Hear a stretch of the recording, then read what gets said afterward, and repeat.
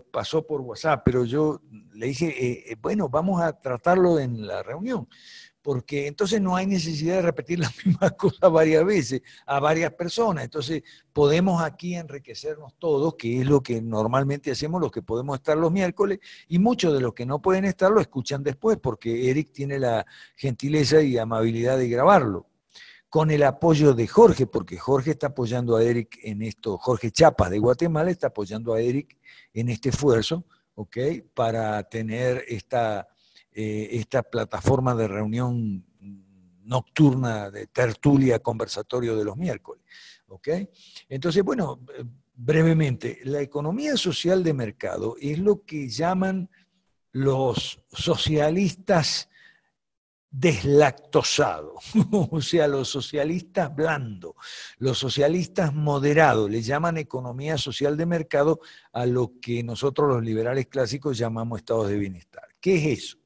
Y bueno, es una mezcla de socialismo y capitalismo que, como muy bien decía, enseñaba el profesor von Mises, es inestable, es inherentemente inestable, ¿ok?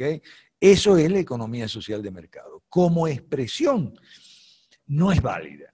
Y ahí permíteme que te dé hacer una pequeña explicación. Toda economía es social.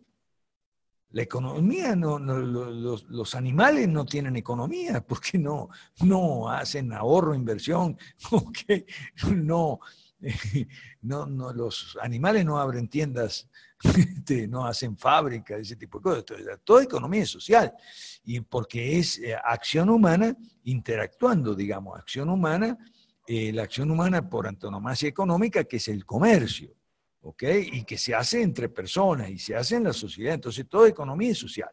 Llamar economía social es un pleonasmo. O sea, toda economía es social. Y toda economía es de mercado. El mercado no es otra cosa que todos nosotros. O sea, la reunión de oferta y demanda de bienes y servicios y de factores de producción. Entonces, eso es un mercado. Toda economía es de mercado. Ahora, lo que no es una economía de libre mercado. Lo que no es la economía socialista, me refiero, no es, y mercantilista en buena parte también. O sea, nosotros no hablamos de economía social, ni de economía social de mercado. Nosotros, nuestra propuesta no es esa. Es más, tampoco hablamos de economía de mercado, porque toda economía es de mercado. Lo que pasa es que son eufemismos de los socialistas,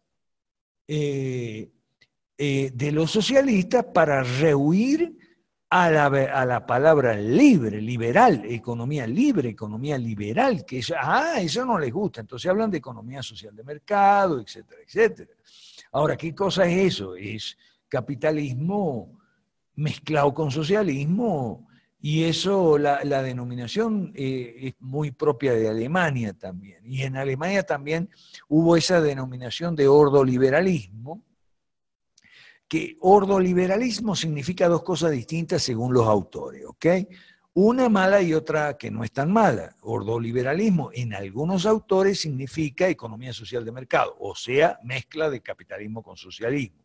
Pero en otros autores, también alemanes, pero más influidos por la escuela austríaca, ordoliberalismo significa un capitalismo conservador en cuanto a valores, ¿ok?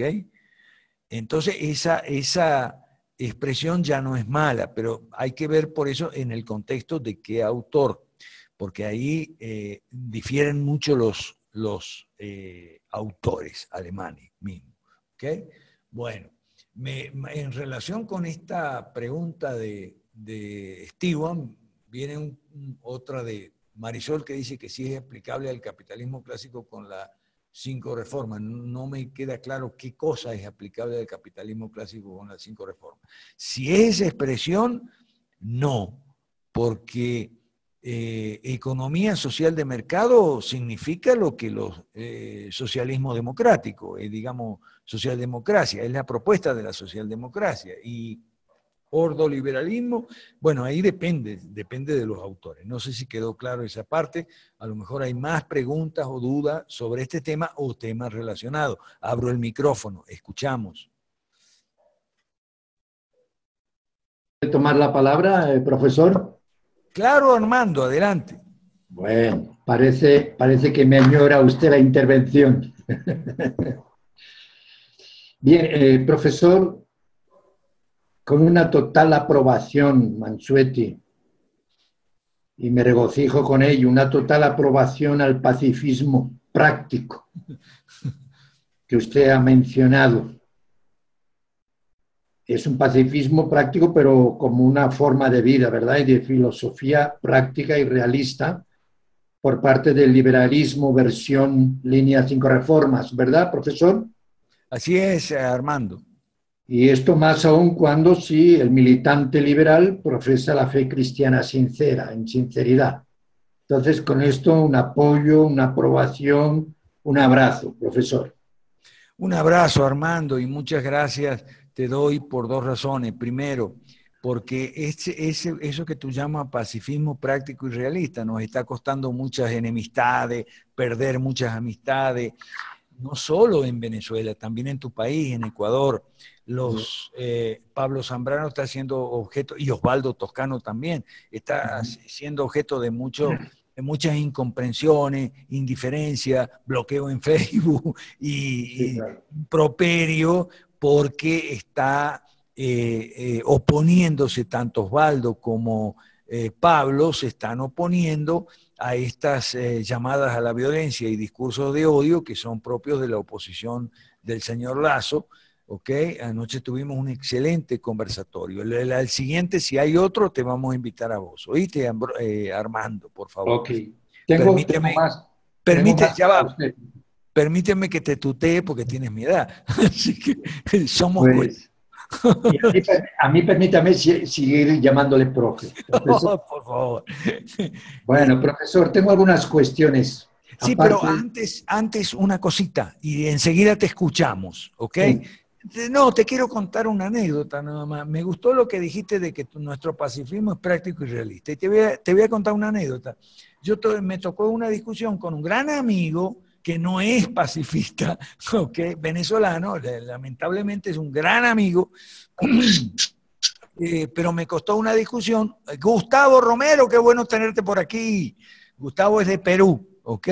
Gustavo fue el primer vicepresidente del Foro Liberal de América Latina y ahora sigue siendo para Perú.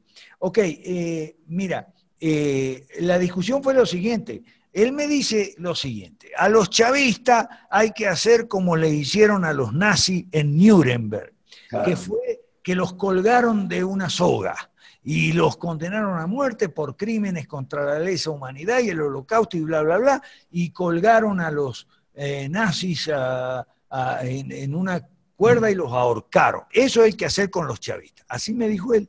Bueno, entonces yo le dije lo siguiente, y me hiciste acordar, Armando, porque tú dijiste lo de práctico y realista, y es verdad. La pregunta que yo le hice a este amigo fue la siguiente, sí, pero tú te olvidas un pequeño detalle. Cuando el tribunal de Nuremberg, los jueces de Nuremberg, juzgaron a unos criminales de guerra nazis y los condenaron a muerte y los colgaron, tenían detrás el apoyo nada menos que del ejército norteamericano y del ejército ruso, que los dos Ok, ejércitos más poderosos del mundo que estaban, hasta ese momento eran aliados y entonces estaban apoyando lo que estaban haciendo los jueces de Nuremberg. Si los jueces de exacto, Nuremberg no hubieran exacto, tenido ese apoyo, no hubieran podido hacer eso. Así que, por exacto, favor, exacto, por exacto. eso lo de Pero, práctico y realista, perfecto. exacto. Ok, te escuchamos, Pero Armando. pasaron por juicio, ¿verdad, Así profesor? es, así es. Te Ah, escuchamos, Armando. adelante.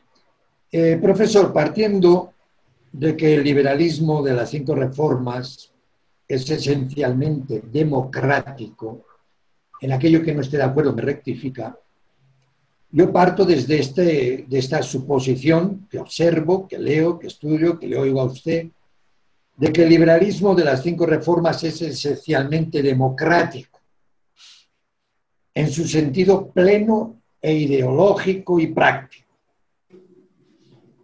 Pues desde esa presuposición hay una pregunta que me suscito continuamente y que se la paso a usted en forma de consulta, profesor. ¿Qué nos concede esa consulta? Y su respuesta es una sugerencia para que nos guíe para que sea una guía dentro del sentir, del pensar y de la realidad práctica del liberalismo, es frente a un fraude electoral como estamos viviendo, probado o con indicios muy probatorios. La pregunta es, ¿debe apoyarse o no apoyarse a la oposición al oficialismo? Y por ello pasar o aceptar la imposición, en este caso del socialismo, en el poder. ¿Debemos o no reforzar la democracia en sus principios y en su práctica electoral? Aunque la oposición no está militando, siguiendo o coordinando o teniendo acuerdos con el liberalismo. Entonces, aquí la pregunta está enfilada en el hecho de la actitud hacia la práctica democrática por parte del liberal de las 5 reformas. Y esta es una pregunta sin ninguna mala intención, honestamente. No, yo sé que no hay mala intención. No hay mala intención, porque también voy a ser testigo. Llevo años ejerciendo aquí y he sido siempre crítico en mis escritos, predicaciones, y la verdad, nunca he sido molestado por el partido del poder en ninguna de mis actividades. Eso soy testigo de ello. Alguien podrá dar testimonio de su propia experiencia. Pero me pregunta, esa pregunta me preocupa. Como cristiano y como estudiante, como aprendiz dentro de la línea liberal, que encuentro que es la que más se acerca a los principios de la Reforma. Y esa es la pregunta. Nuestra actitud frente a la democracia como liberales, ¿cuál ha de ser, aunque no estemos militando en uno de los partidos en pugna? Estamos creando partidos. ¿Cómo? Estamos creando partidos. Sí. En Venezuela, en Perú, tenemos ya un partido legal que es el Partido Liberal Perú Nuevo. Estamos creando partidos. Y si estamos creando partidos, ¿ok? Es porque creemos en la democracia. Creemos en la democracia. Solo que creemos en la democracia, pero no ni endiosamos ni satanizamos a la democracia. Ese es el tema, ¿ok? No endiosamos a la democracia como algunos socialistas la endiosan, y tampoco la satanizamos como muchos libertarios, casi todos la satanizan. Esa es nuestra posición en relación con la democracia. Pero además, permítame decirle que exactamente esa pregunta me hicieron una vez, cuando tuvimos un conversatorio con estudiantes y profesores de la Universidad de Carabobo en Valencia, también por Esquipe y tal. Esa misma pregunta que usted hace, me la hicieron, incluso me la hizo una persona que es cristiano, que estaba ahí en la universidad, que era un profesor cristiano de la universidad, y también me dijo, yo soy cristiano y tal, sobre la democracia. Bueno, entonces, es como usted dice, nosotros apoyamos la democracia como medio civilizado de resolver conflictos políticos, ¿ok? Y los partidos políticos son intermediadores naturales entre las ofertas y las demandas de bienes públicos. Eso para nosotros es fundamental, Armando. ¿Okay? Entonces, claro que estamos a favor de la democracia. Lo que sucede es que tenemos, que todo el mundo tiene, y eso es lógico y es natural, y nosotros también tenemos ideas propias acerca de qué es la democracia, cómo interpretamos, cuál es nuestro concepto de la democracia. Nuestro concepto de la democracia no es el mismo que de los socialistas, ¿ok? Pero bueno, dos fuerzas políticas, dos ideologías políticas pueden coexistir aún teniendo democráticamente, aún teniendo diferencias en cuanto a qué se considera cada uno democracia. Hay distintas opiniones sobre la democracia. Nosotros tenemos las nuestras, hay otras, etc. Pero eso no debería impedir que nosotros apoyemos la democracia, ¿ok? En general, y como le digo, distinguiendo lo que es el enemigo del adversario y demás, del adversario político y demás, que es una posición muy democrática y muy cristiana. Hay una interferencia ahí, no sé qué micrófono está abierto, Eric, a ver si se puede. Ok. Ahora, vamos con el caso de Lasso, ¿no? Yo recuerdo cuando Manuel Rosales,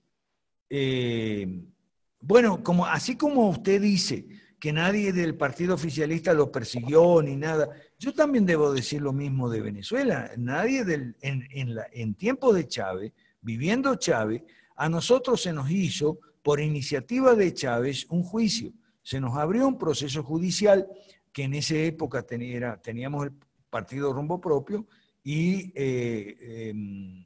debo decir que se nos respetaron absolutamente todos nuestros derechos humanos, nuestros derechos civiles y constitucionales y nuestros derechos procesales, ¿ok? Por parte del gobierno, y fuimos absueltos por falta de prueba del delito que se nos acusaba, que era traición a la patria. Como no tuvieron prueba, pues nos soltaron y chao, no hubo ningún problema y no nos maltrataron, ni nos torturaron, ni nada. Nos daban café y todo en la fiscalía, ¿ok? Además, el que sí nos maltrató fue Rosales, que era el gobernador de Zulia y que en esa época era adversario de Chávez, competidor de Chávez por la presidencia, tenía una campaña electoral. Ese sí nos maltrató, ese sí nos trató mal. Sin embargo, también debemos reconocer que cuando el señor Manuel Rosales, año 2006, perdió las elecciones, tuvo la caballerosidad de admitir que perdió. Y ahí es distinto de Lasso. Sí, el abogado era bueno. Ahí es distinto de Lasso. O sea, Manuel Rosales tenía un comando de campaña en el cual había algunos amigos míos y me contaron lo que pasó esa noche.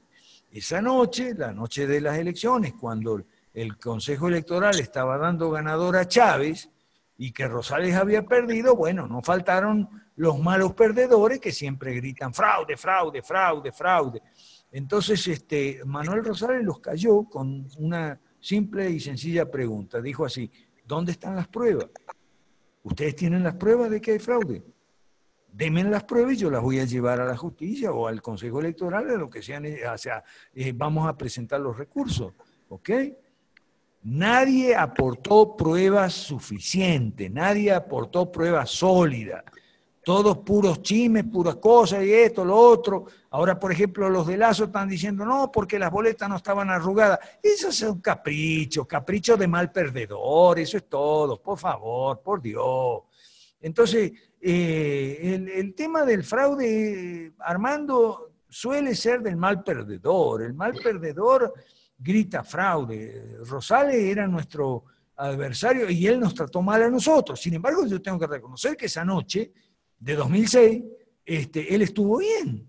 No sacó el país a su gente, o sea, la mitad del país. También fue un triunfo ajustado, no fue un triunfo muy holgado. Sin embargo, él se negó a hacer lo que está haciendo Lasso. ¿Ok? Así que y estoy hablando con el aval de gente del Ecuador a la cual yo he consultado y con la cual hablamos siempre, que son dos personas, Pablo Zambrano y Osvaldo Toscano. Los dos están pensando exactamente lo mismo. El señor Lasso está resultando un caprichoso. ¿Ok? Él habla de fraude y quiere que se recuenten todos los votos. Es que no, si hay personeros del partido de oposición, como los hubo durante todo el proceso, y también en el proceso de recuento, es un capricho pedir que el recuento de todo, uno por uno, hasta el último voto. No, es un capricho. Profesor, yo no quería tocar. Perdón, con esto termino, porque una muestra aleatoria es suficiente estadísticamente hablando. Adelante, Armando. Yo no quería tocar el segundo aspecto, sino que una sugerencia, ¿no? Cuando, suponiendo que no sea precisamente el problema concreto de Ecuador, sino la postura frente a oposición y entonces el aporte, el apoyo, el consejo de la posición liberal frente a estos conflictos, ¿cuáles? Siempre suponiendo, claro, que para la cuestión de fraude electoral tiene que haber pruebas, demostraciones. Aquí la cosa, aquí la cosa es muy conflictiva. Hay quienes lo quieren minimizar, que es mal perdedor, no lo digo por usted. Hay quien lo quiere minimizar, pero hay quien aporta pretendidas pruebas. O sea, está muy discutida la cuestión. Pero yo no lo enfocaba por ahí, yo lo enfocaba la posición liberal frente a esto es reforzar la democracia en que se respete, aunque como muy bien usted ha dicho, el concepto de democracia va a depender mucho de cada cual, de cada sector, de cada partido, de cada línea, etcétera. Pero hay un consenso que se llama Constitución. Entonces, cuando una Constitución es aprobada y es democrática, entonces yo creo que el liberal en una actitud de sensatez y equilibrio en su concepto de democracia tiene que hacer respetar los principios establecidos y reconocidos. ¿No, mi querido profesor? Claro, pero eso no implica que uno no pueda cuestionar muchos principios consagrados por leyes que uno considera malas. De acuerdo, de acuerdo. Incluso cláusulas constitucionales. Sí, ¿Okay? claro. Por eso le digo, tenemos con los socialistas y con otras personas, y con los comunistas, tenemos conceptos distintos de democracia. Ahora bien, un ejemplo que yo puse en aquella oportunidad en la Universidad de Carabobo fue al siguiente. Supongamos que 2 o 3 personas que se conocen, son conocidos, no necesariamente tienen que ser amigos, se tienen respeto mutuo, ¿ok? Ahora bien, ¿es necesario que esas 2 o 3 personas tengan exactamente el mismo concepto de respeto? Es posible que 2 o 3 personas se tengan respeto mutuo, aún sin tener el mismo exacto definición de respeto. Y eso pasa entre los adversarios en una democracia. En una democracia todos aceptamos la democracia aun cuando no tengamos el mismo exactamente concepto de democracia. De la misma manera que 2 o 3 amigos se pueden, un grupo de amigos o de amigas que se reúnen a tomar el té, supongamos, se tienen afecto y se tienen cariño. Ahora, sí. ¿Es necesario que todas compartan la misma definición de afecto y de cariño? No, pueden tener distintas definiciones y eso es lo que pasa en una democracia. ¿Me explico? Pero, profesor, esta vez sí que disiento un poco de usted. Dale, te escuchamos. Entonces yo le pregunto desde el concepto liberal, ¿qué papel tiene para el liberal los pactos y las constituciones? ¿Son para respetar o son según cada cual tenga visión e interpretación? No. A ver, un momento. Tenemos obligación de respetar las constituciones y demás, y las leyes en general, pero tenemos el derecho a cuestionarla y cuando hay una grave objeción de conciencia moral, tenemos el derecho a desobedecerlas. ¿Ok? Por ejemplo, el caso de los impuestos, pero eso se plantea más en relación con el caso de los impuestos que con las normas constitucionales, porque recuérdense que las normas... Hay que diferenciarlo. Así es, entonces por eso es que hay evasión de impuestos que según los canonistas, los especialistas en derecho canónico, en la época de la Escuela de Salamanca y tal, no había obligación moral de pagar impuestos inmorales, ¿ok? No había obligación legal de obedecer leyes inmorales en general. No había autoridades ilegítimas y todo esto, claro. Claro, y lo que sucede es que a veces eso no se plantea con la Constitución. ¿Por qué? Porque toda constitución, como usted bien dice, es un pacto, ¿no? Entonces, una constitución tiene dos partes, una parte declarativa y una parte orgánica. Ajá. Nada más.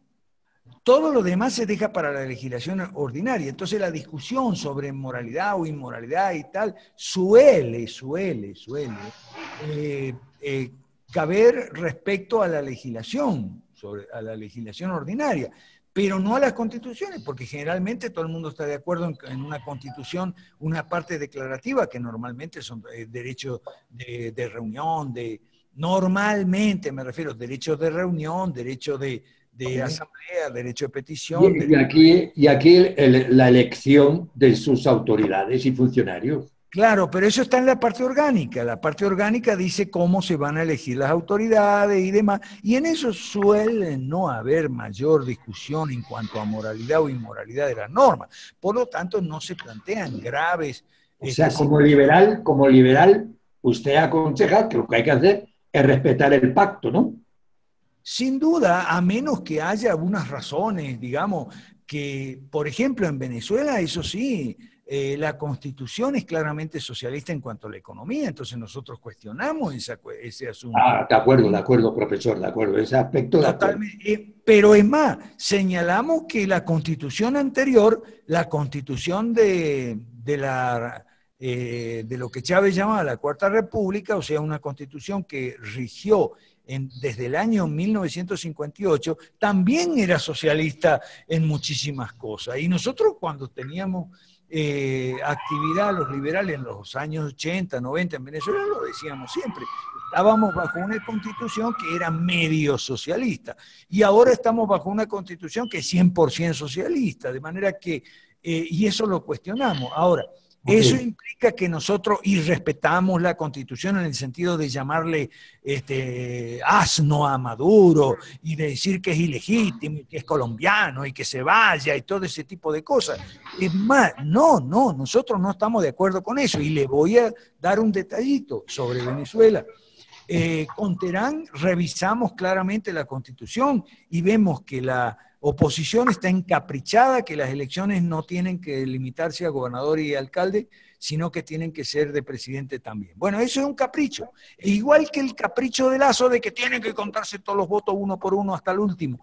Es igualito que el capricho de Lazo, el capricho de la oposición venezolana, no que tiene que ser elección de presidente también. Bueno, pero si no toca según la Constitución, porque según la Constitución el señor Maduro, nos guste o no, está en su periodo, entonces ¿para qué le va a pedir ahora? No, lo que está claro, profesor, es que si Lazo y su movimiento político reclama algo que está fuera de los derechos constitucionales, no tiene ningún derecho a hacerlo. Pero si está dentro, yo como liberal respetaré su derecho a reclamarlo. Profesor. Claro, por supuesto, pero es que eso se lo dijo varias veces, yo lo escuché, se lo dijo el señor que es presidente del Consejo Electoral allá en Ecuador, creo que se llama Pozo de apellido, ¿ok? Sí, yo lo vi, él dijo, mire, y él explicó claramente que hay 5 clases de recursos o impugnaciones en la legislación electoral del Ecuador, y él lo explicó uno por uno. Creo que él es abogado, igual que yo, entonces yo lo entendí perfectamente. Entonces, no veo el capricho de Lazo, a eso es lo que voy. No estoy defendiendo una posición de la oposición actual. Yo estoy defendiendo la posición de que el liberal ha de apoyar el derecho constitucional legítimo. Sin duda, sin duda. Y el liberal ha de apoyar a que se respeten los principios acordados, etcétera, etcétera. No solo en materia de elecciones y en materia de aprobaciones. No. La Constitución, si la hemos aprobado, yo vine a Ecuador con la idea de que había una Constitución republicana y democrática. No vi la palabra socialista. Yo no entré creyendo, mira, voy a la República Socialista de Ecuador. No, voy a la República Democrática de Ecuador.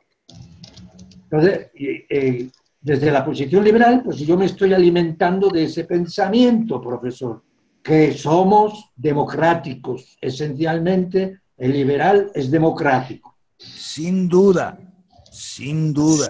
Ok, ¿Okay? pues ya está. Sin No le duda. hostigo en nada, profesor. Nada. El único comentario es que una constitución no tiene que tener la palabra socialista para ser socialista. Ah, sí, De eso hecho, también, son puede, detalles. si pone la economía, dirigimos el sujeto al Estado y facultades omnímodas para el Ejecutivo expropiar, como es Bueno, el caso de sí. Chávez lo hacía, bueno, No, ojalá. yo me acordaba de la República Socialista Soviética de la URSS. Ah, bueno, pero eso no lo hay.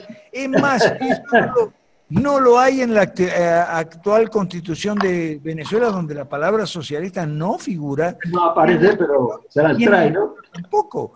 Pero la anterior era medio socialista y esta es socialista entera. Esa es la única observación. Lo demás, sin duda, estamos plenamente de acuerdo, ¿ok? Pues una abrazada entonces. Seguimos juntos. Un abrazo, seguimos adelante. ¿Quién más tiene algo que decir sobre estos Profesor, temas u otros relacionados? profesor, ¿me Ajá, escucha? adelante. ¿Me escucho? Jorge. Ok, me escucho. Profesor, yo quería preguntarle, porque usted es una de las personas que más inteligentes que yo conozco, en serio, usted sabe mucho de historia y a mí me interesa mucho la historia de las repúblicas soviéticas, porque estamos teniendo un problema en Venezuela que tenían las repúblicas soviéticas, que es el exilio. O sea, constantemente personas valiosas para el país se van del país y solamente queda gente incompetente, gente incapaz de luchar por su propia libertad. ¿Cómo resolvieron esos problemas? Quería saber yo, las personas de las distintas repúblicas soviéticas. Pero háblame un poquito más de dónde, porque hay varios problemas con el exilio. ¿A cuál de esos problemas te estás refiriendo tú? Por ejemplo, una persona carismática con liderazgo que se vaya del país. Entonces, perdemos ese carisma, ese liderazgo y solamente queda gente un poquito más incompetente, solamente queda la gente tímida. Ah, sí, ya te entendí. Ok. Ya te entendí. Muy buena la observación de Jorge de la Cruz. Por favor, micrófonos. Ok. Ya te entendí. Muy buena en el chat la información de Jorge de la Cruz, que cita a Bastiat en la ley, expone el dilema de si la ley no es moral, hay obligación de cumplirla o no cuando va en contra de la moral, o sea que si no va en contra de la moral, si hay obligación de cumplirla, etc. Sí, gracias Jorge. Se puede leer, Armando, para la ley de Bastiat. Es un librito muy corto que expone lo que es la posición liberal en relación a las leyes y es algo que tiene que ver con la democracia, porque la democracia se consagra por leyes también. Ok, vamos con Jorge Castillo y el problema de la emigración. Jorge, cuando nosotros en el año 2009 en Guatemala hicimos el libro mío, Las leyes malas. Digo hicimos porque había personas que de la Universidad Francisco Marroquín que colaboraron mucho conmigo para que yo haga ese libro. Y después en 2011, cuando hicimos el Manifiesto Liberal en el Perú, se nos planteó, o sea, hablamos y tratamos y discutimos mucho y conversamos mucho y está reflejado en los documentos y en mis artículos y en los artículos de Jorge Chapa y en los artículos de la gente de nosotros que escribimos, Pablo Zambrano también y demás, el tema de la reunificación de la familia, ¿ok? Por ahí lo enfocamos nosotros, por el tema de la reunificación de la familia. Es verdad lo que tú dices, que hay muchas personas que son tienen capacidades de liderazgo, carismática o no, en fin, la palabra carismática a mí no me cae muy bien, pero no importa. Capacidades de liderazgo, o sea que son líderes potenciales y tienen que irse para el exterior. Pero es que también emigra empresarios potenciales. Emigran también buenos técnicos, buenos trabajadores. Los primeros que emigran son los buenos electricistas, albañiles, operadores de máquinas textiles. Yo lo sé a eso en Venezuela, querido Jorge Castillo, porque mi hija, mi única hija, la única hija que yo tengo, que es psicóloga y que vive en Caracas, ella hace selección y reclutamiento de personal. Y a ella le va muy bien, porque cuando las empresas se les va un ingeniero o se les va un técnico superior, a veces no lo reemplazan, simplemente distribuyen su cupo de trabajo entre los otros y bueno, se arreglan como pueden porque no tienen plata para pagar, para reemplazar a esa persona que se fue al exterior. Pero a veces sí tienen que reemplazarla y llaman a mi hija. Y mi hija me dice justamente eso, que para ella es muy difícil conseguir gente competente, porque los que quedan son incompetentes, ¿ok? En general, ¿ok? Entonces, ese problema, querido Jorge Castillo, lo conozco muy bien, no porque yo soy inteligente, que no soy, o sea, sino porque mi hija me mantiene informado sobre ese tipo de cosas, ¿ok? Entonces, el problema es que la economía se resiente, ¿ok? Porque la gente más competente se va. Por regla general, no siempre, no siempre. Hay mucha gente competente que se queda. No siempre, no generalicemos. Y hay mucho incompetente que se va también, ¿no? Así que no generalicemos. Y bueno, en cuanto a líderes potenciales para una oposición liberal, sí, es verdad. Un tipo como Gabriel Massa, que supongo que tú tendrás ese ejemplo en mente, ¿ok? Se tuvo que ir a Cúcuta, Colombia, ¿ok? Entonces, resulta que tenemos el siguiente caso. Nosotros lo hemos enfocado mucho por la reunificación familiar, porque por eso yo te decía, Jorge, cuando hablaste de ese tema, que hay varios aspectos que considerar acá, y hay varios problemas. Hasta ahora hemos hablado de ese problema, el problema de talentos que se van. Pero hay otro problema, familias rotas. Familias rotas. Y hemos, digamos, encarado este tema en función de la familia, el problema de las familias rotas. ¿Ok? En el Perú es crítico y ahí conversamos mucho sobre ese tema porque Claudio Sola tiene casi todos sus hermanos y su familia en Estados Unidos, su hija en Estados Unidos, porque se van, pues. Y aquí en Bolivia, en cuanto empezamos a reunirnos, también se van. Entonces, hemos encarado el tema de la reunificación familiar. Y hemos dicho lo siguiente, que en una familia el que se va manda la remesa y ese es otro aspecto del asunto que hay que tomar en consideración. Hay muchas familias en Venezuela como las hay en Salvador, en Guatemala, en México, en todos estos países, que viven de las remesas que manda el tío, el hermano, el papá, el sobrino, el hijo, que está en Texas o que está en Alemania. ¿Okay? Ahora no todos son técnicos que están trabajando, ganando muy bien, algunos están limpiando baños en Carolina del Sur o en Renania, en la zona alemana de Renania, están limpiando baños. Entonces hay muchos aspectos aquí que considerar, Jorge. Y nosotros decidimos encarar en el aspecto de la reunificación familiar. O sea, las 5 reformas van a promover la reunificación familiar.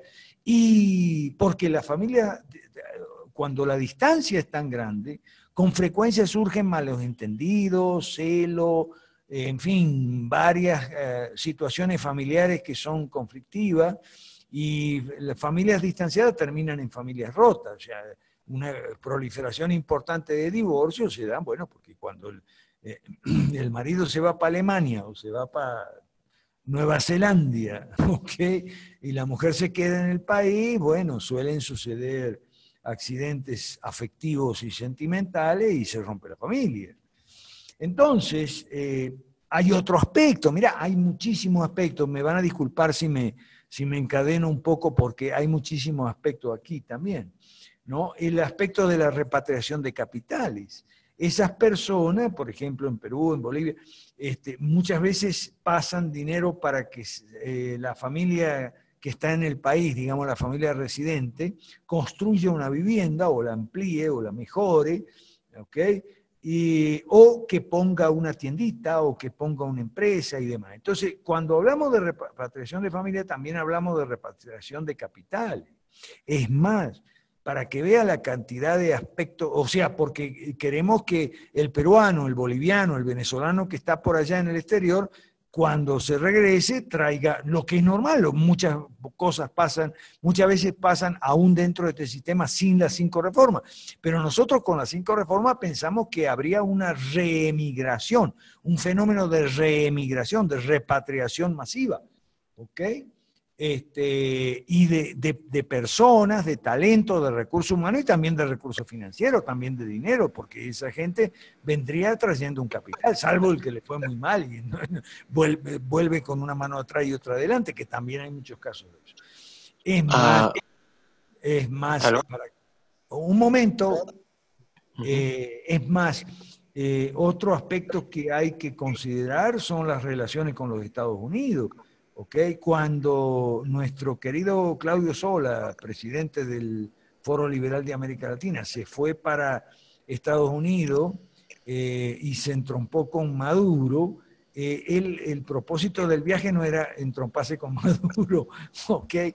Que por otra parte fue un diálogo bastante civilizado el que tuvo Sola con Maduro, y quisiéramos tener ese tipo de diálogo en Venezuela, con Maduro y con los maduristas y con los chavistas y tal, y con la oposición también, pero es difícil tener un diálogo civilizado con gente bárbara y fanatizada y tendiente a la violencia. Entonces, el objetivo del viaje de Claudio era hablar con Donald Trump, que en ese momento era apenas precandidato en las filas del Partido Republicano, y hablarle de este tema de las 5 reformas y decirle que era porque ya se estaba hablando, ya Donald Trump estaba hablando del muro, y decirle que la reunificación de las familias peruanas, como también en caso de bolivianos o venezolanos, la reunificación de la familia iba también a aliviar la presión migratoria hacia los Estados Unidos sin necesidad de muro, ¿ok? Y, o sea, mire, por eso nosotros recomendamos siempre leer los textos de las 5 reformas, porque los textos son tratan una cantidad grande de temas que están en nuestra literatura, están en la página amarilla que está gestionando muy eficientemente Daniel Cordero, aquí presente. Entonces leer, porque tenemos mucho escrito sobre estos temas. Aliviaría, si las 5 reformas generan en cada país un boom, digamos así, económico, entonces eso sería atractivo para el retorno, la palabra retorno la usamos mucho, el retorno de los emigrados, incluso en algunos casos con hijos, o no, bueno, o con mujer, qué sé yo, o con marido, las mujeres, en fin, el retorno de los emigrados. Entonces, por una parte. Ahora, vos me preguntas de Rusia y de los países. Yo te voy a decir, tú me hiciste la pregunta enfocado en ese aspecto. Yo te voy a decir lo que hicieron ellos. Y es muy importante, y te agradezco mucho la pregunta, perdónenme la cadena, pero es que hay tanto envuelto aquí en estos temas que uno tiene que extenderse para tocar todos los aspectos. ¿Sabes lo que hicieron ellos, querido Jorge Castillo Castejón? Ellos no dividieron la oposición entre los que están afuera y los que están adentro. Cuando en los regímenes soviéticos, tanto Rusia como Bulgaria, Checoslovaquia, Polonia y demás, había gente que emigraba, entonces, y eran líderes potenciales de oposición, por oposición liberal, que a eso va directo tu pregunta, no se rompía los lazos, y eso que no había internet, no había Facebook, no había WhatsApp, pero no se rompían los lazos. Y eso fue uno de los secretos de que se pudiera producir el año admirable de 1989 y tumbarse esas tiranías socialistas.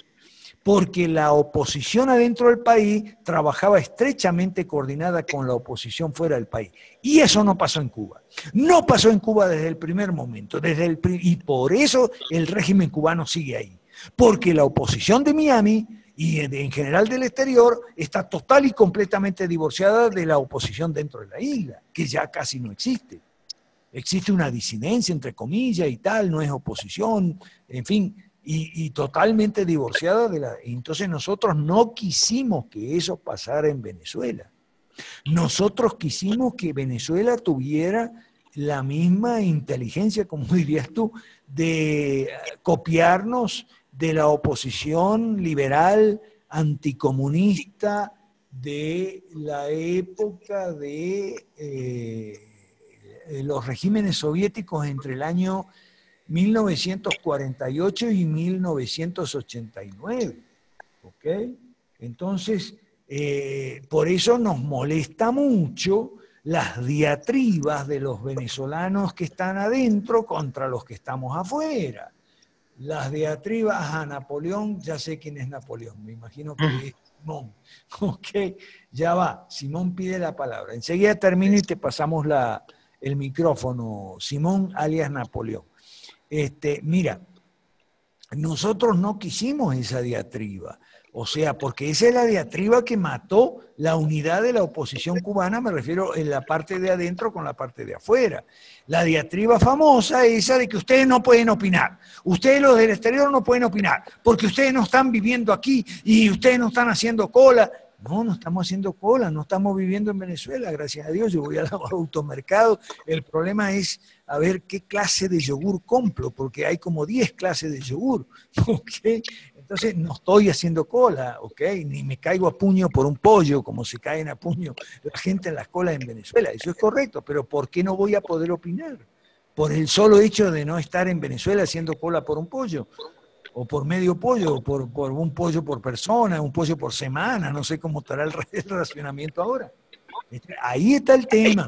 Y ahí está donde Napoleón, Simón y todo eso nos están ayudando y nos están ofreciendo siempre buenos criterios. Adelante, Napoleón, tienes la palabra. Si hay otro, por favor, que lo ponga en el chat, que enseguida, yo estoy haciendo una listita aquí de expositores, de oradores de intervención. Adelante, Napoleón, te escuchamos. Algo que ha dividido, mucho ahorita la oposición, tanto la que está en el exilio como la que está dentro del país, es, por ejemplo, que ahorita el tema del conflicto que ha habido en Venezuela. Wow, o sea, claro, hay mucha gente que está en el exterior, que tienen sus opiniones, otra gente que está adentro, o sea, wow, hay una divergencia increíble. Y bueno, yo siempre lo he dicho, que gran parte de las mentes más brillantes de Venezuela han emigrado o están en el exterior. Y ahí yo cito los casos de el profesor Alberto, cito el ejemplo de Yael Farache y cito el ejemplo de Aquaviva. Ellos son tres personas que han emigrado, están en el exterior, y hay mucha gente que se queda en Venezuela. Eso ocurre mucho con Aquaviva y Farache, en ese sentido, que les critican mucho desde Venezuela, que ellos no pueden opinar porque no viven, o porque o sacan críticas que están fuera de lugar.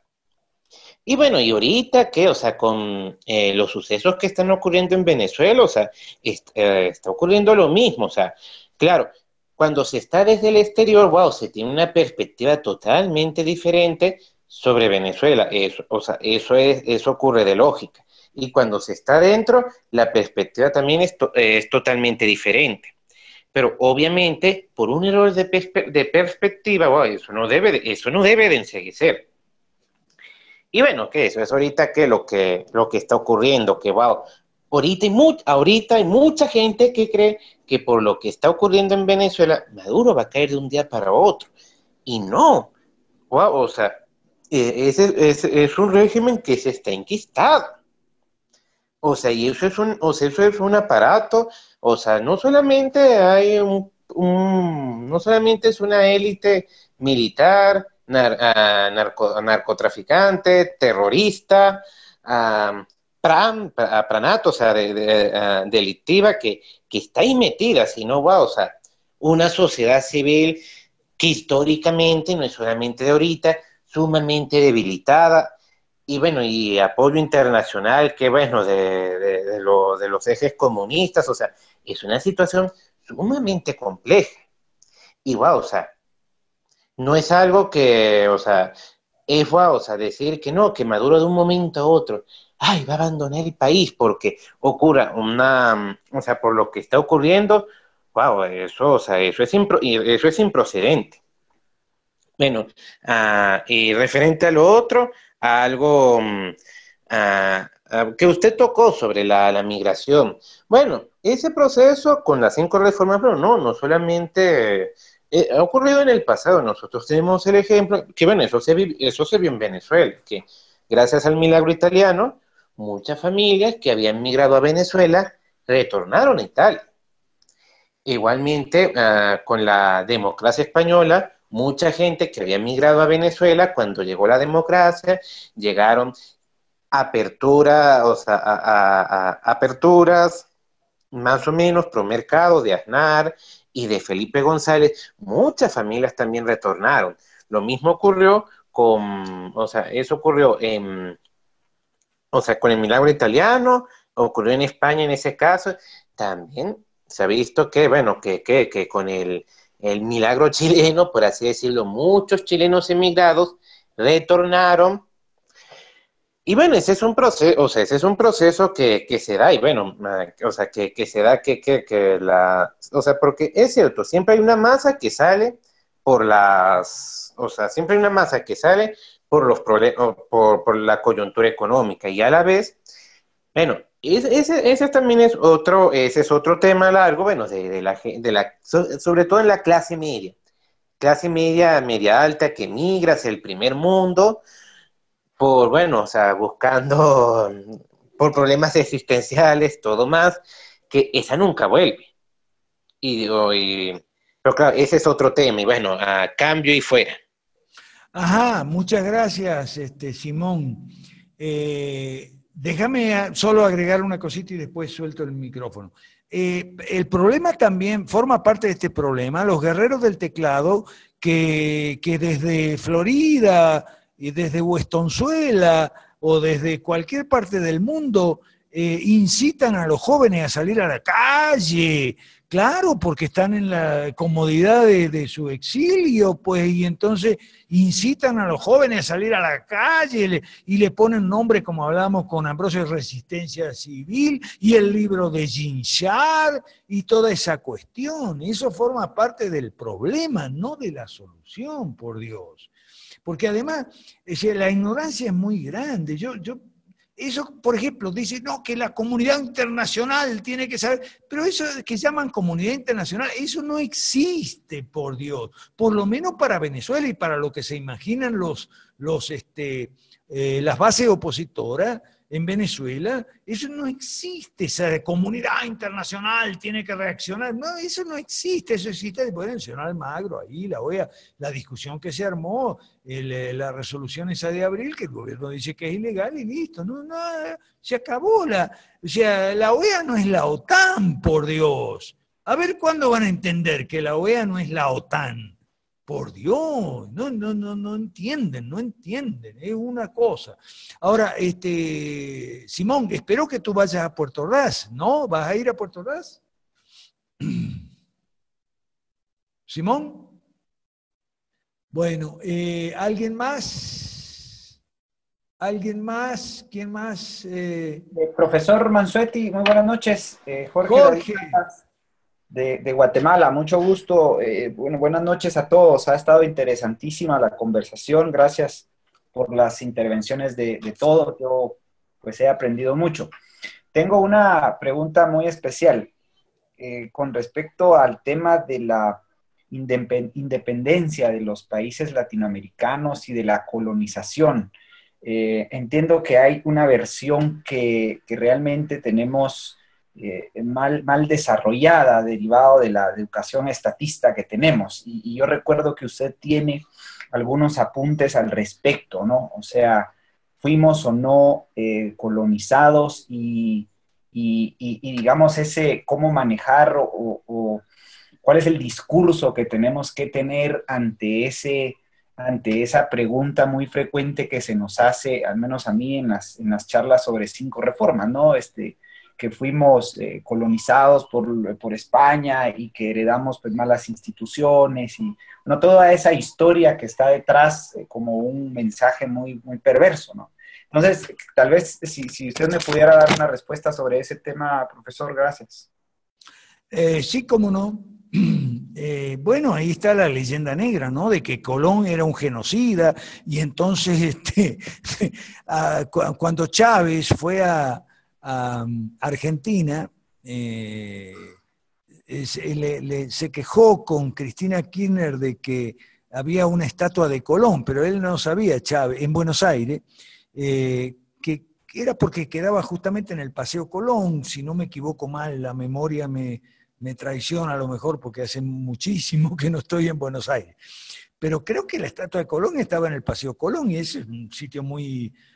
Chávez le dijo a Cristina que quite la estatua de Colón y que ponga la estatua de Juana Zurduy, que era una resistente contra el genocidio y tal, y qué sé yo, una prócer de la independencia. Y entonces Cristina sacó la estatua de Colón de ahí y tal. Sí, no, la colonización que heredamos instituciones estatistas. Bueno, mira, no quisiera hacer larga la respuesta, Jorge, puedo resumir, ¿ok? Pero sí hay un detalle que tanto los hispanistas, los defensores de la colonización, generalmente los sectores conservadores tradicionalistas que comparten con nosotros muchos valores, como los enemigos se confunden. Y la confusión viene porque, bueno, yo tuve un profesor, muchos profesores buenos. Me acuerdo del doctor José Luis Busaniche, debe estar fallecido hace muchos años, nos enseñó que estos países nuestros, desde comienzos del siglo XV, o sea, comienzos de los 1400, perdón, del siglo XVI, los 1500, ¿ok? Cuando los viajes de los conquistadores, los adelantados, Cortés y Almagro, hasta comienzos de los 1800, fueron nada menos desde los 1500 a los 1800, o sea, los 1600, los 1700, fueron 300 años, 1500, 1600, 1700. A fines del 1700 empezaron los levantamientos. Y en esos 300 años, las cosas no fueron todo el tiempo igual. Entonces el profesor Busaniche me enseñó, y después yo seguí investigando el tema, que las cosas cambiaron a comienzos de 1700 cuando los Austrias fueron reemplazados por los Borbones. ¿Ok? Que eso es una cosa que yo no sabía en aquella época. Él fue profesor mío en la Facultad de Derecho. Seguramente que Fermín Garay ha escuchado hablar del doctor Busaniche, por eso yo lo recuerdo. ¿Cuál era la diferencia entre los Austrias y los Borbones? O sea, 2 siglos bajo la gobernación de los Austrias y 1 siglo bajo la gobernación de los Borbones. O sea, los 300 años se dividen en un primer periodo de 200 años de los Austrias y después 100 años, más o menos, ¿no? Aproximadamente, de los Borbones. Bueno, que toda esa estructura burocrática, la burocracia pesada, lenta, centralizada, que había que consultar con Madrid y todo, y eso, era de los Borbones, no era de los Austrias. De hecho, la misma expresión colonia es propia de los Borbones. Los Borbones hablaban de colonia, pero los Austrias no. Los Austrias hablaban de reinos de ultramar, de provincias de ultramar. Entonces, cuando nosotros juzgamos los 300 años de mal llamada colonización, ¿no? O sea, podríamos hablar de civilización hispánica, en fin, encontrar mejores términos. Estamos hablando de un periodo muy largo, de 300 años, y hay discontinuidades, ¿ok? Y dentro mismo de los Borbones, del periodo de los Borbones, y también hubo ministros reformistas que querían, eran liberales, digamos, o protoliberales, que querían, combatían mucho la burocracia centralizada, pesada, la cantidad enorme de funcionarios públicos sin hacer nada, y todo ese tipo de cosas que nosotros decimos, esa es una herencia hispánica. Un momentito, es una herencia borbónica. Ahí tenemos que cambiar un poquito de lenguaje. Eso no es una herencia hispánica, es una herencia borbónica. No, y no me voy a entrar en detalles, pero por ahí va la cosa, y yo sugiero que sea un tema de investigación en el Centro Liberalismo Clásico. Por cierto, hemos incorporado gente nueva al Centro Liberalismo Clásico. Ayer en la conversación esa con la gente del Ecuador estuvo fabulosa. Vamos a ver si seguimos trabajando por ahí.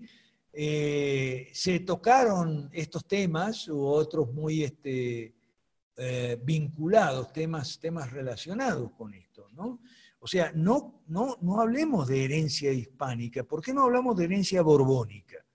Porque las diferencias eran bastante notables, bastante considerables, y por eso bajo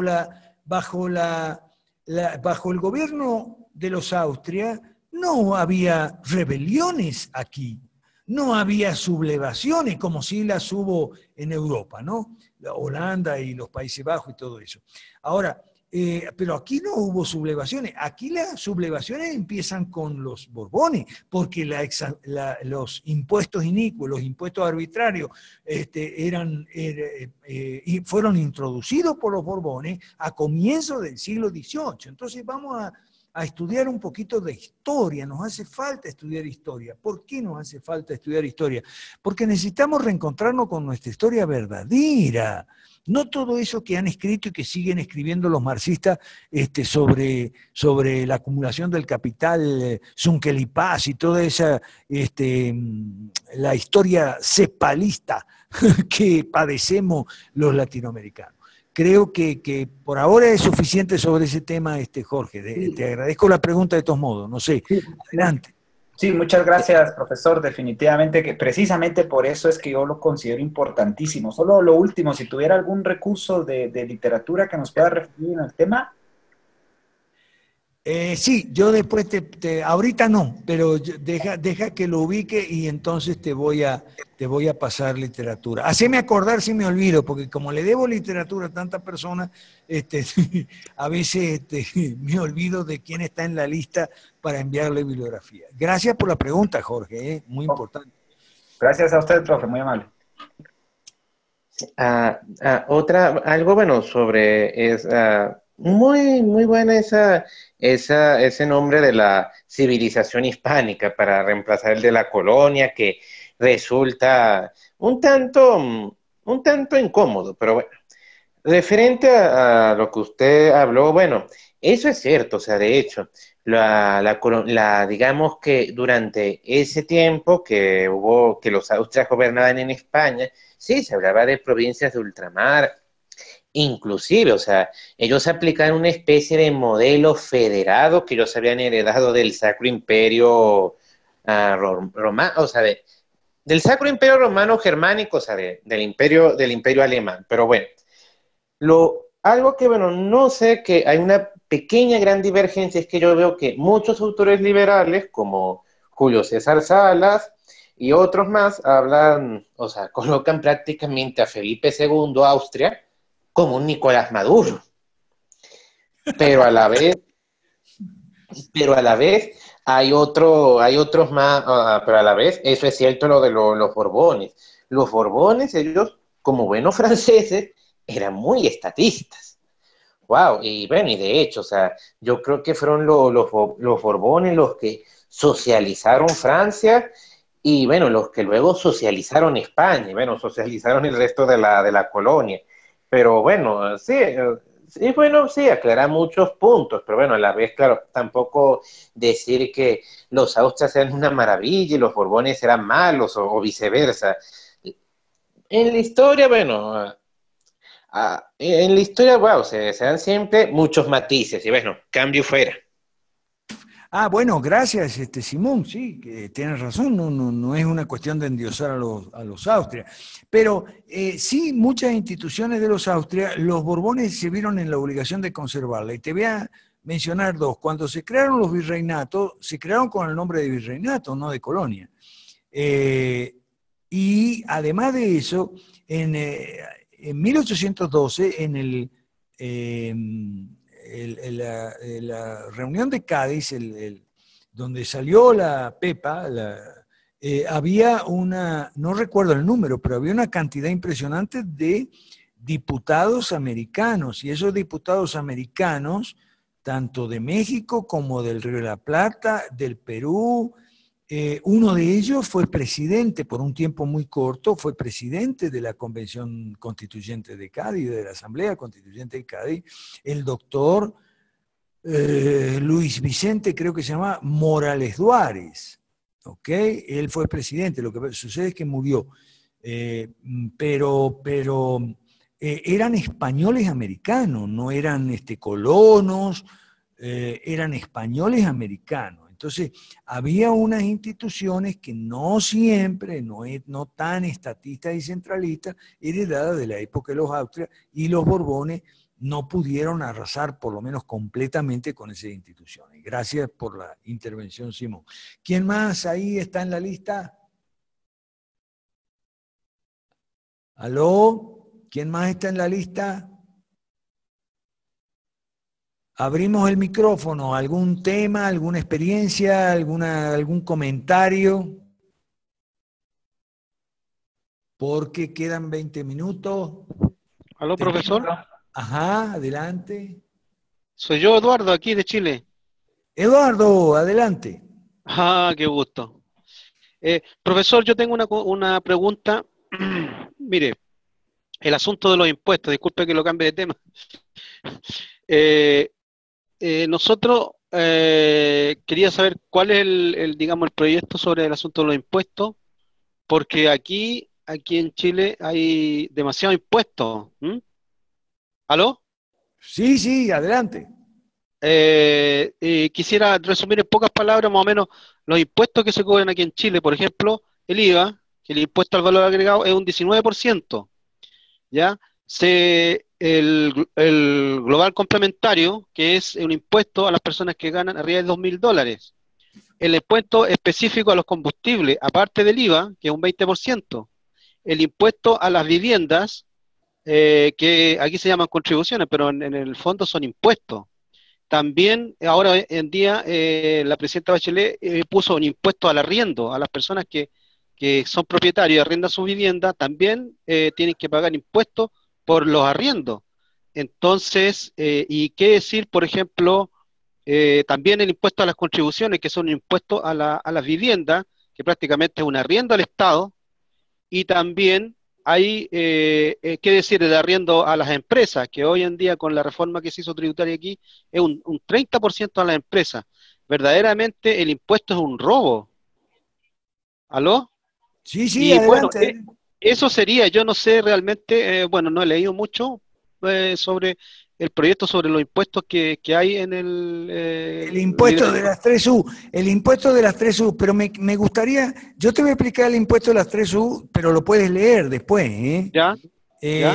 Pero antes me gustaría que siguieras con esa lista porque para que todo el mundo vea lo Sí, parecido que son nuestros países, porque exactamente. eso que estás describiendo de Chile, con otros nombres, son más o ¿Ya? menos los impuestos que hay aquí. Un impuesto por respirar, otro impuesto por comer, otro impuesto por ir al baño, y ni hablar de Y los aranceles. ¿Cómo estamos de aranceles en Chile?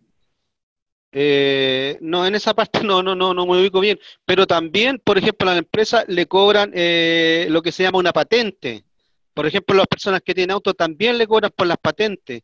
¿Y los Y taxis? así también todo. Ellos tienen que, para que ellos puedan trabajar en su taxi, tienen que pagarle lo que se llama un, no sé, un permiso, una cosa así, para poder trabajar. Si no, no pueden trabajar. Entonces, o sea, verdaderamente, yo digo, Y, aquí casi la mitad del sueldo es impuesto. y, Yo no entiendo verdaderamente cuál es el proyecto, porque aquí, como le digo, los proyectos son robo. a ver, Eduardo, una pregunta, porque me Sí. interesa que todos veamos que tenemos lo que soportamos las mismas calamidades. Una pregunta, Eduardo, ¿cómo estamos con las transacciones financieras, depósito bancario, cheque, todo eso?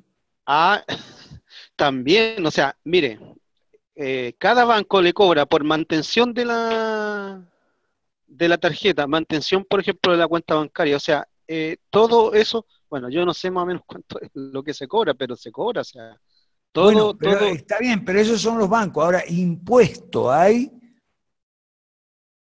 no, que te, ahí no me manejo que te mucho en esa cobre el parte. Estado, porque en algunos países hay impuesto al cheque, ¿ok? Pero es un impuesto, no es un cargo que te pone el banco, es un impuesto que te También, pone el yo Estado. no sabía. ¿Está bien? Sí, también Bueno, hay un puesto al cheque. bueno, para que veas para que veas que nuestros países no No, son no sé. distintos. Eso de que la idiosincrasia de cada país, no. No. O sea, los países son todos iguales, tenemos las mismas calamidades, los mismos remedios. Por eso las 5 reformas son los remedios para todas esas calamidades. Y en cuanto al impuesto, leete en los documentos la página amarilla, las 5 reformas, ahí está las 5 reformas y el impuesto de las 3U. El impuesto de las 3U te lo voy a resumir brevemente, pero quiero que te lea los materiales y que todo el mundo se lea los materiales, porque hay mucha gente que, sí, yo estoy con las 5 reformas, no se ha leído los materiales, no conoce bien las 5 reformas. El impuesto de las 3U se llama así porque es un flat tax, ¿no? Es el impuesto único, porque no hay otros, el impuesto uniforme y universal. O sea, es único porque no hay otro, es uniforme porque no es progresivo, es decir, es de tasa única, y es universal porque no hay excepciones, lo paga todo el mundo. Entonces, con ese impuesto único, plano, nosotros reemplazaríamos todos los impuestos actualmente existentes y haríamos un sistema de coparticipación entre el municipio, el departamento, Estado, o sea, la entidad federal que recibe distintos nombres en América Latina, en algunos países se llama Estado, en otros se llama provincia, en otros se llama departamento. En Chile creo que se llaman regiones o algo así. Sí, son regiones. Sí, ok, regiones y tienen un número. Exacto. Bien, entonces habría una coparticipación por tercios probablemente. O sea, por empezar, el impuesto de las 3U lo cobrarían los municipios, ¿ok? Y se cobraría electrónicamente, como hoy es el IVA, cuando tú vas a hacer un pago, pues sería un impuesto indirecto. Cuando tú vas a hacer un pago en el automercado o en el almacén o en la tienda, o compras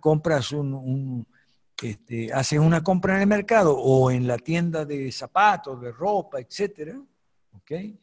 Entonces, ¿qué pasa? Ahí te cobran el impuesto único plano. Exacto. Único, Entonces, claro, sí. claro, entonces, ¿qué hacemos con el volumen? ¿Se lo queda todo el municipio? No. Sugerimos una coparticipación que puede ser por tercios en los 3 niveles de gobierno. O sea, un tercio para el municipio, un segundo tercio para la entidad federal intermedia entre el municipio y el gobierno nacional, que no le llamamos central, para evitar el centralismo, le llamamos nacional, el tercer tercio para el gobierno nacional. Entonces, de esa manera, aliviaríamos la carga tributaria y confiamos en que se dé con las 5 reformas, sobre todo con las 2 primeras, un efecto Laffer, es decir, que rebajando la carga tributaria, los impuestos, al final se recauda más, porque la disminución en la carga tributaria estimula actividad económica, permite Exacto, actividad claro. económica. Exacto. Y entonces al final se termina recaudando más. Entonces, ¿qué? Nosotros somos recaudacionistas, queremos que el Estado recaude muchos impuestos y eso, mucho volumen de dinero en impuestos y eso. No, pero nosotros estimamos un plazo de 5 años cuando se apliquen las 5 reformas, de 4 a 5 años, que es lo que dura normalmente un lapso presidencial, en algunos países es de 6, pero normalmente es 4 o 5.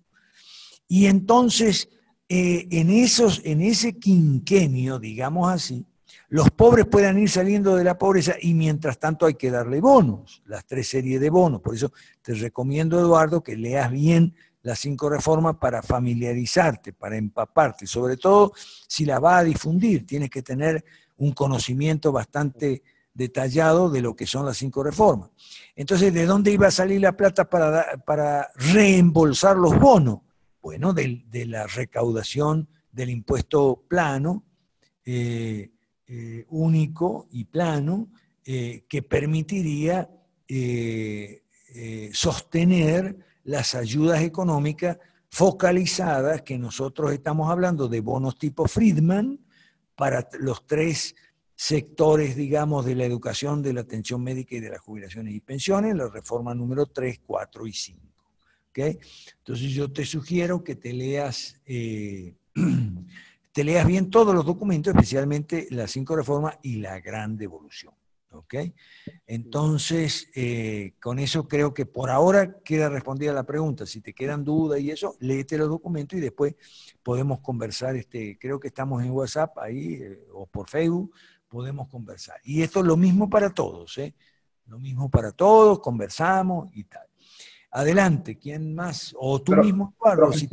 Profesor Manzotti, tengo un aporte en ese sentido. Aquí en Guatemala, por ejemplo, existe el impuesto al cemento, además el impuesto a las gasolinas, el impuesto a las bebidas alcohólicas, y hace un par de semanas el ministro de Ambiente se lanzó la flamante idea de un impuesto ambiental, al mejor estilo del carbon tax, que ha sido probado y derogado afortunadamente en Australia y bueno, con mucha fuerza por aprobar en Estados Unidos. Entonces, lo cuento para que pues en el grupo veamos si también existen ese tipo de impuestos, ¿no? Y una pregunta o propuesta. Nosotros tenemos nuestra propuesta del impuesto de las 3U, y que sabemos que es un impuesto único, universal y uniforme, pero en contraposición, ¿cómo le podríamos llamar al impuesto o al régimen impositivo en contraposición? Es decir, hay diversidad de impuestos, ¿no? Hay muchos impuestos, los impuestos son progresivos. ¿Cuáles son las características actuales del régimen impositivo para lograr contraponer a la hora de poder explicar el impuesto de las 3U, profe? Bueno, el actual sistema tributario es injusto, es excesivo, es gravoso y sobre todo es antiempresarial, antilaboral, antitrabajo, conforman, como dirían los economistas, semejante carga tributaria que además es despareja, injusta, irregular, enredada, le podemos llamar con todos esos adjetivos, a eso me refiero, ¿no? Actualmente tenemos... Ajá. ¿Son progresivos nuestros impuestos también? No todos. Progresivo significa, el impuesto a la renta, por ejemplo, es progresivo porque y ese es el punto 2 o 3 del manifiesto comunista, impuesto progresivo significa que si tú ganas más, no solo pagas más, pagas un porcentaje mayor.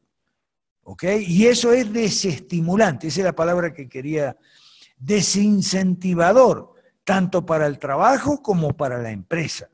O sea, nosotros pensamos que cuando reemplacemos el actual sistema impositivo de demasiados impuestos, algunos progresivos y por supuesto llenos de agujeros y excepciones tanto positivas como negativas y impuestos especiales, porque te dicen, bueno, a ver, agarran un impuesto y dicen, vamos a hacer una reforma tributaria, cada rato hacen una reforma tributaria fiscal. ¿Y en qué consiste en la reforma tributaria que estos tipos hacen cada tanto?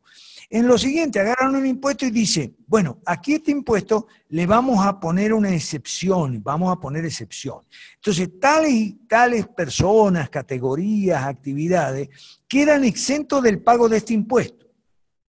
Pero por otro lado te dictan un impuesto nuevo. O te borran una excepción de algún otro impuesto. Te dicen, bueno, de ahora en adelante en el impuesto tal va a haber tales excepciones. Pero en el impuesto cual, o sea, en el otro impuesto de al lado, le borramos las excepciones que había. Entonces, al final la carga no se alivia. Claro. La carga lo que hace es se distribuye desigualmente y se distribuye más desigualmente. Y entonces nosotros escuchamos los mantras, iba a decir karma, ¿no? Pero karma es otra cosa, los mantras de los estatistas que dicen hay que ampliar la base tributaria y tal. Pero ¿cómo ampliar la base tributaria? ¿Qué está diciendo? ¿Que le va a cobrar a los pobres? O sea, eso es ampliar la base tributaria, o sea, que le vas a cobrar a los pobres. Bueno, y eso quieren hacer. Por eso quieren hacer la bancarización obligatoria, quieren eliminar el dinero cash, y todo eso, porque detrás de eso hay una... Ajá, aquí está Pablo. Ok, detrás de eso siempre hay un intento de cobrarnos más, sacarnos más. Entonces, eso sí, nosotros no somos libertarios, nosotros no consideramos que todo impuesto sea un robo. ¿Cuál es un robo? Bueno, la carga tributaria que excede lo que sería necesario para pagar las tres funciones propias del Estado, o sea, seguridad, justicia y obras públicas de infraestructura, esa carga tributaria para nosotros, limitada hasta ahí, o sea, una carga tributaria limitada, ese podría ser un nombre, Jorge, que está buscando palabras, una carga tributaria limitada, y que haces muy bien en buscarla, porque hay una carga tributaria limitada, podría ser un buen nombre, ¿no?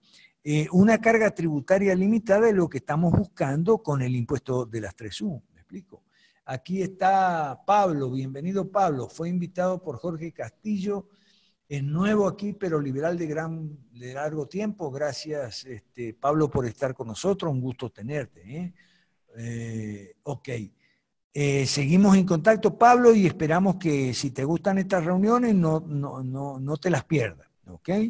Bueno, eso en relación, ¿hay algo más en relación con impuestos o con algo? Ah, lo que decimos es, y esto me estaba olvidando, que es un robo y es porque es injusto todo impuesto, porque es un impuesto confiscatorio, ¿ok? Nosotros podemos contraponer los dos sistemas así, carga tributaria excesiva, carga tributaria versus carga tributaria limitada, justa, y lo que excede ese monto es injusto, es un robo. Sí, es verdad que es un robo, pero la carga tributaria, en tanto y cuanto excede lo que sería necesario para sostener las tres funciones del Estado, sí es un robo. Pero hasta ese límite, hasta ese monto no. Lo que sucede es que hoy en día no se puede calcular, sobre todo no se puede calcular la cifra de lo que sería una carga tributaria limitada, es decir, justa, es decir, la carga tributaria que sería, digamos, necesaria para sostener las tres funciones del Estado. No se puede. ¿Por qué? Y bueno, por lo que está describiendo Jorge mismo y Eduardo, de Guatemala y de Chile, es una carga tributaria excesiva, despareja, muy injusta y altamente desalentadora para cuatro actividades, digamos, económicas fundamentales, que son las cuatro: el trabajo, el ahorro, la inversión y la empresa. ¿Ok? O sea, desalentadora para, repito, por si alguien quiere anotar, para lo que es trabajo, ahorro, inversión y empresa, porque es descapitalizadora. Ese es otro adjetivo que se le puede endilgar al actual sistema tributario fiscal, que es injusto. Y otra cosa, cuando ellos, los estatistas, dicen vamos a hacer una reforma fiscal, generalmente, una reforma tributaria, generalmente es porque hay un grupo de presión ahí, hay un interés especial que quiere que le bajen el impuesto a él. Pero para bajarle el impuesto a ese grupo de interés especial y manteniendo el mismo nivel de gasto público, hay que aumentarle la carga a otro. Entonces, lo que llaman reformas fiscales no es otra cosa que redistribución entre distintos sectores según su poder lobista, según su capacidad de presión, redistribución de la carga en contra de los que tienen menos capacidad lobista y de presión y a favor de los que tienen más capacidad lobista y de presión. No sé si está claro esto. Sí, Okay. profe, para mí está claro, gracias. Estamos en la obra. Y Profesor. entonces, ajá, adelante. Habla Daniel Cordero de Colombia. Daniel, ¿cómo está? Gracias. Quisiera pedirle de favor que mencionara brevemente el plan Ackerman-Fletcher, una propuesta que escuché en uno de los audios antiguos de este conversatorio sobre un proceso de tomar las empresas estatales, un porcentaje hacerlo vendible a los comerciantes internacionales, al capitalista internacional, otra parte conservarla para la sostenibilidad en el primer momento de estos servicios de atención, los bonos y todo eso, pues para que nos diera un vistazo rápido de cómo podría funcionar en un primer momento ese impuesto de las 3U y cómo se podría financiar el tema de esta asistencia de los bonos. Gracias. Sí, no, eso es un fraude, lo de Ackerman-Fletcher. Mira, te tengo que explicar, lamentablemente, bueno, mira, mejor vamos a hacer una cosa, Daniel, haceme acordar, yo te explico en privado de qué se trata eso. Ackerman es un gran amigo mío y están usando su nombre con todo el fin de desprestigiar a las 5 reformas, ¿ok? Pero no quiero tratar aquí ese tema porque además es desagradable. Yo ese tema lo vamos a tratar en privado tú y yo. ¿Está bien? Por ahora baste eso. Están usando fraudulentamente el nombre de un buen amigo y buen economista que se llama Ackerman, Boris Ackerman. ¿Ok? Nada más de momento. Lo hablamos en privado porque hay aspectos muy tenebrosos en este asunto. ¿Alguien más? Es las 10 ya. Pues, perdón, en mi reloj son 2 horas, ¿no? Profe. Ajá, Profesor. adelante. Yo, Jorge. Me va a disculpar que yo quiera intervenir tanto, pero es que yo no tengo la oportunidad de frecuencia de hablar con ustedes. Quiero despejar todas las dudas ahorita. Yo quiero disentir sobre lo que usted dice de no considerar a los socialistas el enemigo. Vea, hay un partido en España que se llama Vox, su dirigente principal, Santiago Abascal, él hace lo siguiente, él dice, el PSOE es un adversario político, el PP es un adversario político, el PNV es un adversario político, pero Podemos es el enemigo, porque Podemos está en contra de la existencia del Estado español, Podemos está en contra de la existencia de la familia, en contra del sistema de Occidente. Entonces, trayendo esa analogía, ¿verdad? El socialismo, estaba leyendo ahorita una señora que explicaba que hubo un pastor rumano que hizo una investigación sobre Marx y descubrió que Marx era satanista, que él no era ateo, él creía en Dios, solo que lo odiaba. Entonces, el socialismo es una cosa que es enemiga incluso del género humano. Entonces, yo no puedo entender cómo el socialismo va a ser un adversario más, como podría ser la democracia cristiana o la socialdemocracia, y no el enemigo. Gracias. Gracias, Jorge, por tu pregunta o por tu observación. Lo que sucede es que Podemos no está en el gobierno. ¿Okay? Entonces es muy fácil decir Podemos es el enemigo y tal, pero en el caso de Venezuela, el caso de Ecuador no es así. ¿Okay? Y en cuanto a que el socialismo es enemigo, bueno, sí, hay que cuidar un poco las expresiones, ¿no? Y mirar un poco los contextos de las palabras. Podemos decir que, es más, yo he dicho siempre que el socialismo es antisocial. El socialismo es enemigo de la sociedad, el socialismo es antisocial. pero no necesariamente los socialistas. A lo mejor me expliqué mal yo cuando lo dije, y te agradezco, Jorge, porque tenemos que afinar bien las palabras para la reunión de Puerto Ordaz, ¿ok? Cuando decimos el socialismo es una cosa, los socialistas son otra cosa, no tenemos que hacer de los socialistas enemigos, sobre todo cuando están en el gobierno, está muy poderoso. No confundir el pecado con el pecador. Un poco, sí, un poco. Esa sería una buena metáfora, ¿ok? Entonces, nosotros tenemos una cantidad digamos, contra el socialismo tenemos muchas alegaciones, digamos, argumentos muy sólidos en contra del socialismo.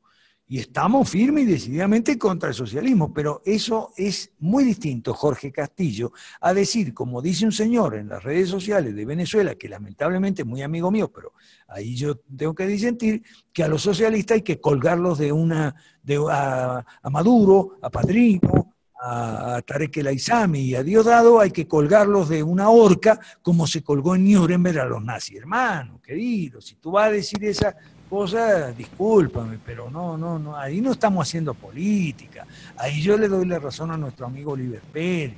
Si decimos esas cosas,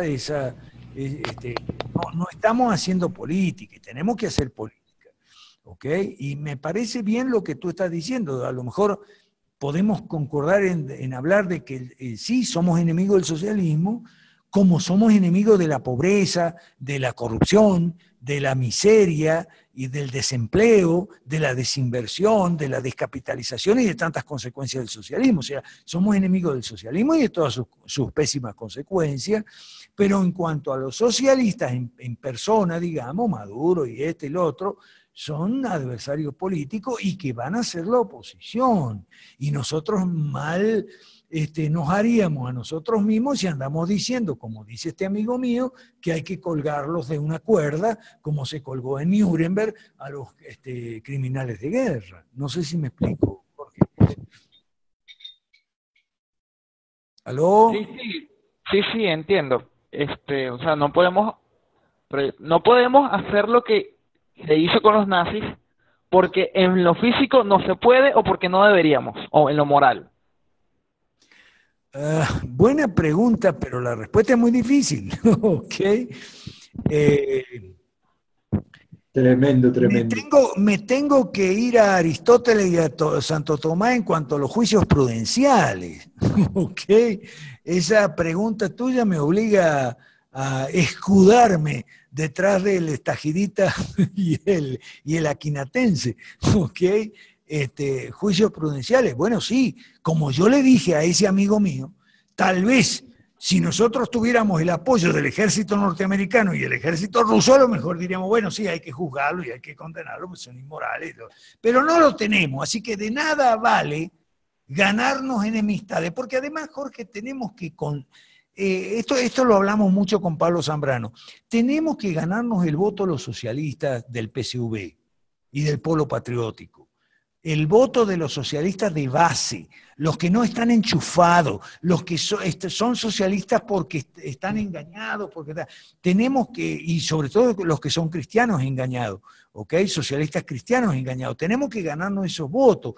Entonces, no podríamos ganarnos esos votos si nosotros andamos amenazando con la horca a este y aquel y al otro y al de más allá, ¿me explico?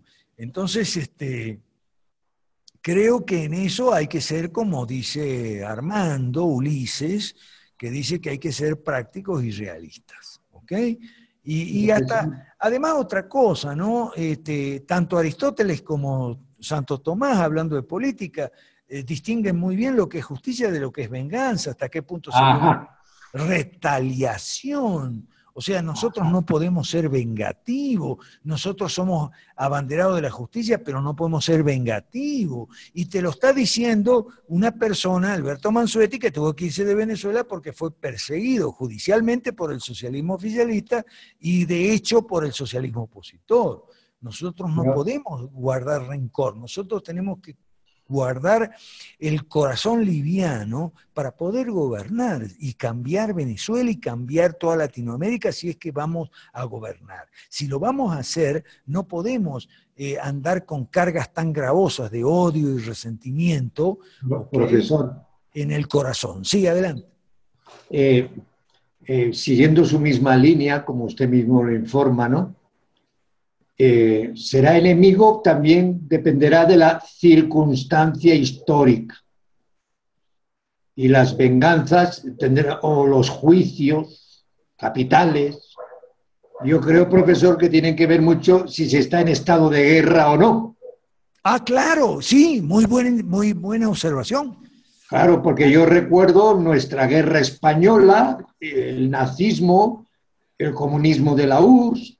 Entonces, todo va a depender que mi enemigo, si está en estado de guerra, de violencia sanguinaria, dominación por las armas, entonces ahí estamos hablando de un enemigo en estado de guerra y vamos a defendernos lo que podamos y a derribarle si podemos. Muy correcta su observación, Armando. Ahora estamos en convivencia y tenemos que convivir entremezclados.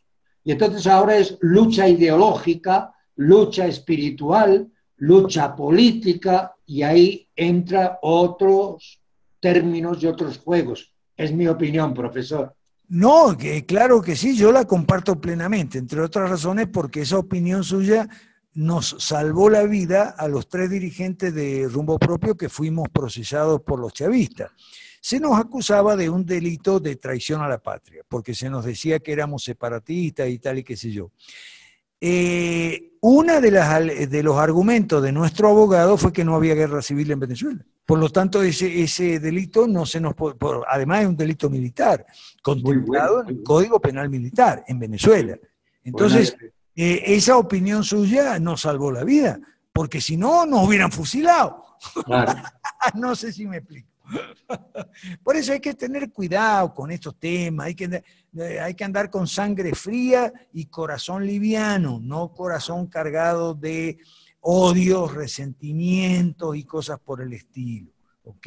Se supone que nosotros estamos a favor de la justicia, ¿ok? No de la venganza, de la retaliación, ni siquiera de la venganza judicial, retaliación judicial. Y esto lo digo porque tiene mucho que ver con lo que pasa, por ejemplo, en Argentina, que están metiendo preso a este, al otro, aquel allá, y eso tiene mucho que ver con retaliaciones judiciales contra de los vencedores en una contienda electoral contra los perdedores, y están haciendo mártires, como dicen.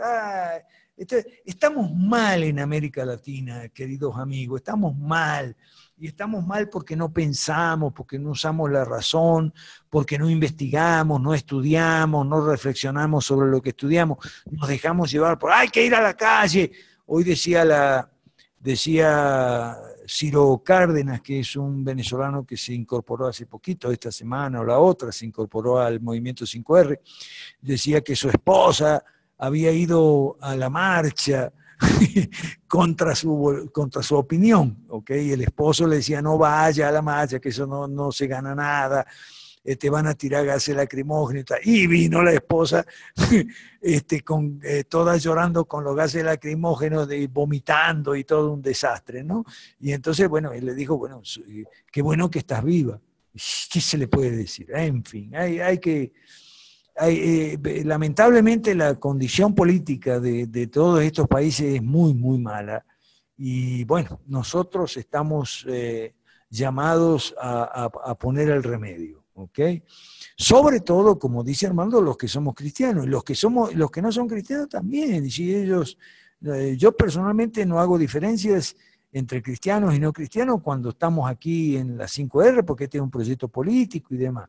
Si alguien me solicita que hable de religión, yo hablo. Por ejemplo, anoche hicimos el conversatorio, el tema principal era religión y política y todo lo que tiene que ver con cristianismo, civilización occidental, marxismo cultural. Lo que pasa es que como ese tema está ligado a otros que aparentemente no tienen conexión, pero sí la tienen, como el de Lazo, por ejemplo, al final terminamos hablando de Lazo y de un montón de cosas más. Ok, estamos ya pasados de hora, 15 minutos pasados de hora. ¿Quién de última ya despidiéndonos y invitando para la próxima reunión? Buenas noches. Sí, adelante. Buenas noches, profesor. Soy Francisco Chávez de México. Hemos hablado con anterioridad. No sé si me está escuchando. ¿Me escucha? Sí, perfecto, adelante. Bueno, pues yo quisiera saber, profesor, qué posibilidad o qué viabilidad ve que pues en las elecciones en México del 2018, regresara un sentido más izquierdista al poder, o sea, un sentido más añejo del PRI de los años 70, 80. No sé cómo usted lo ve, el panorama, cambio. Pero tú dices López Obrador. Efectivamente, profesor. Ok, bueno. No sé, porque yo no tengo la bola de cristal, pero no sé si va a ganar López Obrador, pero lo que yo te puedo decir es lo siguiente. Si el gobierno, mientras sigue en el gobierno la derecha mala, las probabilidades de la izquierda neta, lo que llamamos la izquierda neta, ¿ok? Con López Obrador o con el que sea, de hacerse con el poder otra vez en México son cada vez más altas, ¿ok? Te sugiero, Francisco Chávez, te sugiero que leas mis artículos, porque ese tema lo trato mucho en mis artículos.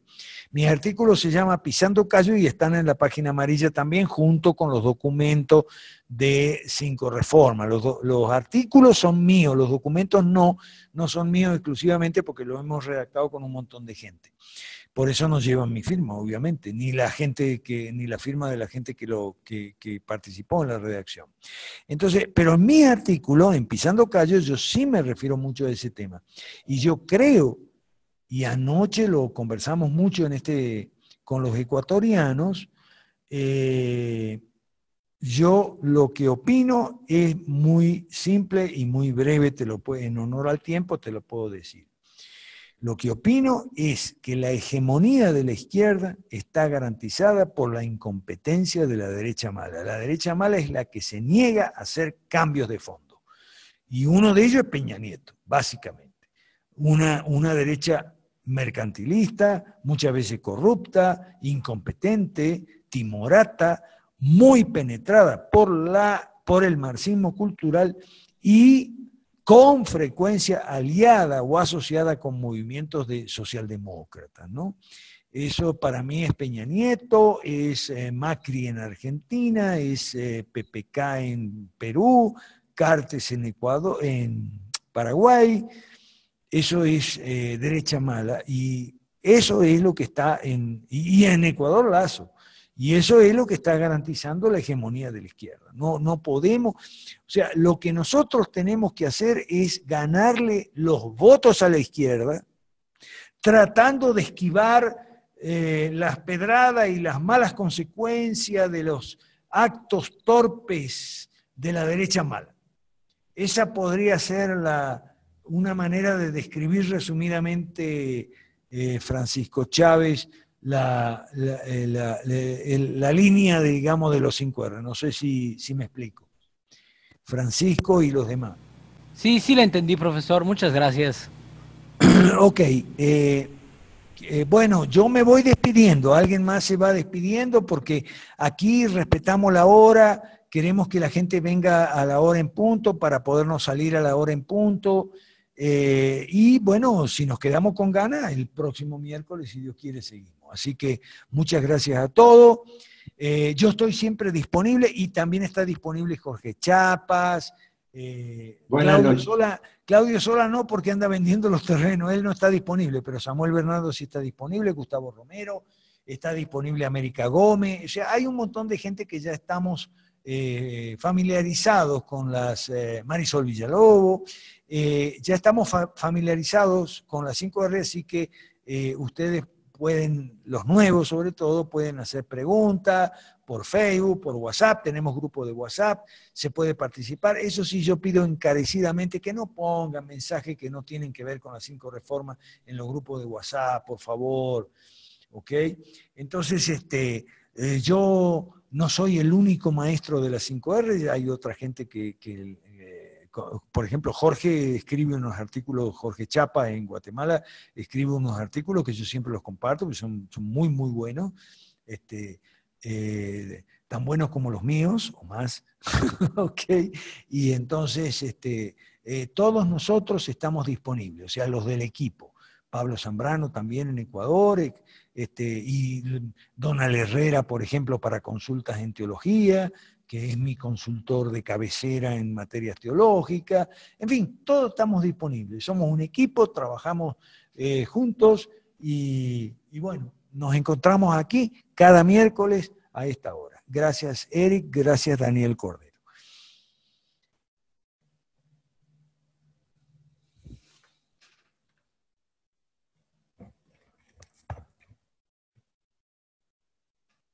Me voy a despedir por el chat y después cierro. Gracias a todos, feliz noche y bendiciones. Muchas gracias, profe, y gracias a todos. Nos vemos el siguiente miércoles. Muchas gracias. Bye.